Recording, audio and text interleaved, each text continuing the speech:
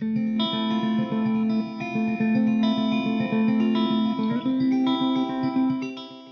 in love with this baby. You just need to know that she is now our poster baby. Yes, you are.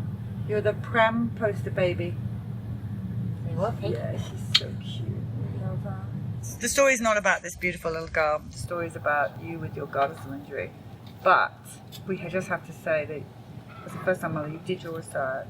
You gave birth at home, and you were just telling me that you feel that if you'd given birth in hospital and she'd had the vaccines, you didn't think she'd be here. No. I think she would have died 100%. She was so little. Yeah. And, they try to force it on preemie babies even more, And she would have been in the NICU. She was perfectly healthy.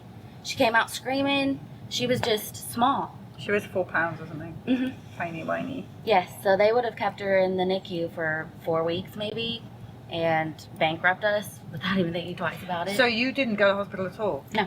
You stayed at home with your 4-pound baby? Mm-hmm. I had a midwife at home.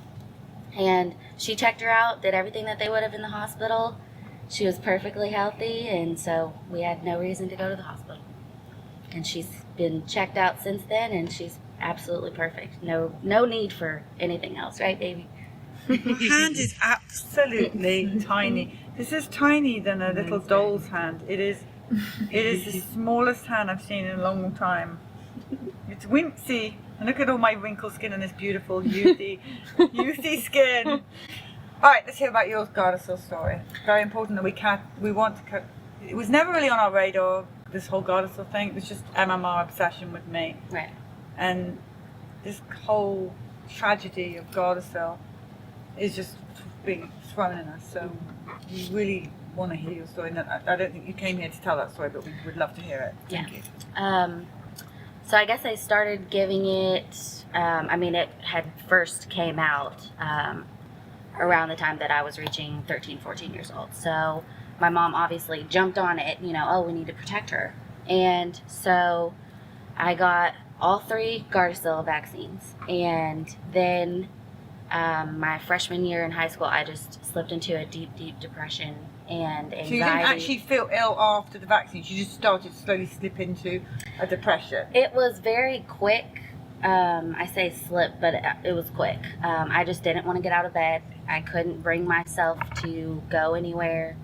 15 years old. What 15-year-old do you know that doesn't want to go to school and see their friends? Play sport and do all that kind of stuff. Right, yeah. Right. So, I was a cheerleader at my high school and everything, and I stopped doing that. I had cheered for 12 years and stopped. And so my mom would get so angry, she would bang on my door and try to get me to go to school, and then I ended up being truant and just dropping out and getting my GED. And I haven't been... What? What's a GED? High school diploma. Got it. Kind of like a high school diploma. So, yeah, I hadn't had any real issues like that until then, and I didn't put it together until I got older and started researching vaccines that it was linked to that. It had to have been. I couldn't just slip into depression for no reason like that. And I'm just so pleased that you were able to have children, because we're hearing from so many. I didn't think I could get pregnant. I seriously didn't. I didn't think that I could get pregnant. I had never had a scare, nothing. And, it happened, and I actually said, I don't think I can get pregnant, and I was 4 weeks pregnant with her, thank the Lord. And you will never vaccinate? Or? Never. I don't think it's necessary. These illnesses are not scary. Greater than 95% of the people who got the illness had no symptoms, or mild symptoms at that.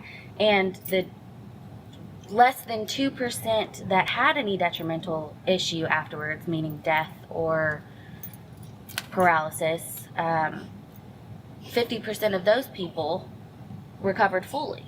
So I don't see how the illnesses are scarier than these vaccine injuries with all these parents' testimonies. It's not worth it to me. What are you going to do if mandatory vaccines come in and they say... I will move. My family have guns, and we're strong people in that sense, and I won't let the government take my rights like that.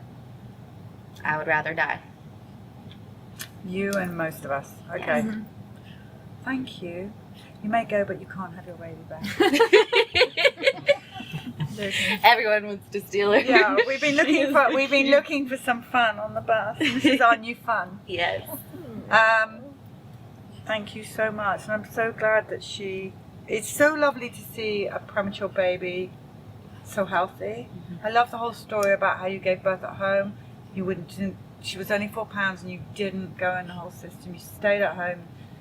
You stayed strong, and look what you've got now, a beautiful baby. God prevailed, 100%. I prayed that she would come out screaming, and she did. How old are you? Do you mind me asking? 24. You're very mature for a 24-year-old. Thanks. And I love the way you're thinking. You've got sharp little nails. Yes. She's strong. Realize this little bundle is strong. She's so cute. I love her when it heats her up.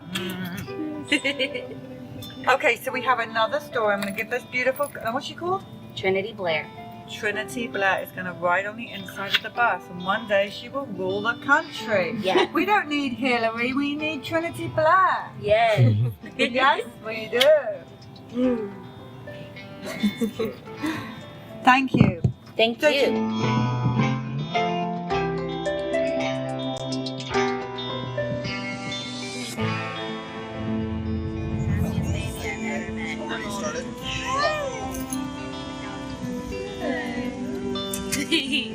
Hi. He's smiling. Hi. Oh, so cute.